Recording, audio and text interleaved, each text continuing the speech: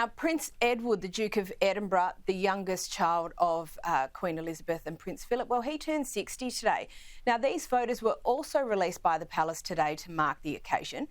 And what I think is really noticeable about Prince Edward is, despite his profile, he has mostly managed to steer clear of controversy. He's served the family, he's stayed happily married, he's raised a couple of great kids, and his wife, Princess Sophie, she had this tribute for him this week.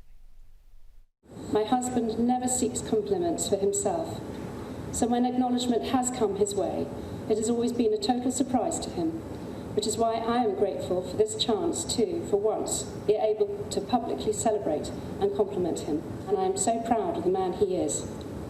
He is the best of fathers, the most loving of husbands, and is still my best friend. So here's to you, my darling Edward. And may I, along with all of your family and so many friends and so many others, wish you the happiest of birthdays. Now, the Prince was understandably quite emotional with that tribute, and Edward has always been less public, a bit more stable, less glitz, less glam, but also less train wrecks. Louise, your brief thoughts on the part that Edward plays in the royal family? Oh, significant part. I think he's very much in the Princess Anne mould, and the fact that he sort of gets on with it. And I thought it was lovely that Sophie described him in actually the highest of gold standard terms as an iceberg, and not to sort of suggest that he was some sort of crisis about to happen, but more that what you see on the top with Edward is just the very tip of the good work and the stability and the love and the care and this general sort of good-naturedness that he displays in the background, which the general public don't really see, and probably a lot of the royal family themselves don't see. He's been in sort of a kind of a situation where he's been overshadowed by his older siblings his entire life, in a way. I mean, the controversies of Andrew and even King Charles in the early days with Camilla.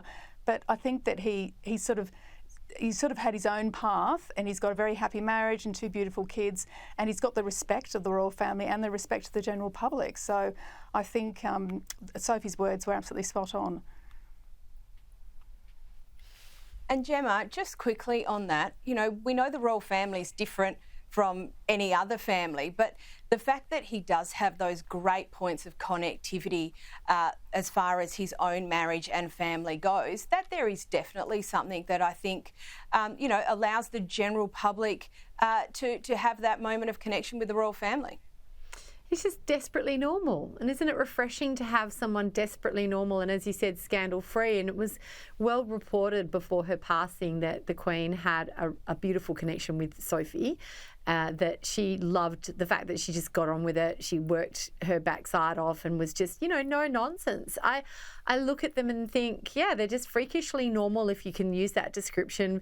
Nothing to see, scandal-free, just getting on with it. I mean, his younger days, Prince Edward, I'm old enough to remember Prince Edward when he tried to establish his own drama company and his own production company, and they were sort of like varying levels of success-ish, if that makes sense. But he was out there having a crack, and he did it quietly, and he did it without being, you know, involved in any kind of scandal. And you sort of felt a little bit sorry for him because he was kind of like the geeky youngest kid. And then he met Sophie, and they were kind of geeky and cute together. And now they've just got this, like I said, this vanilla family that most people would be able to relate to, I'm sure.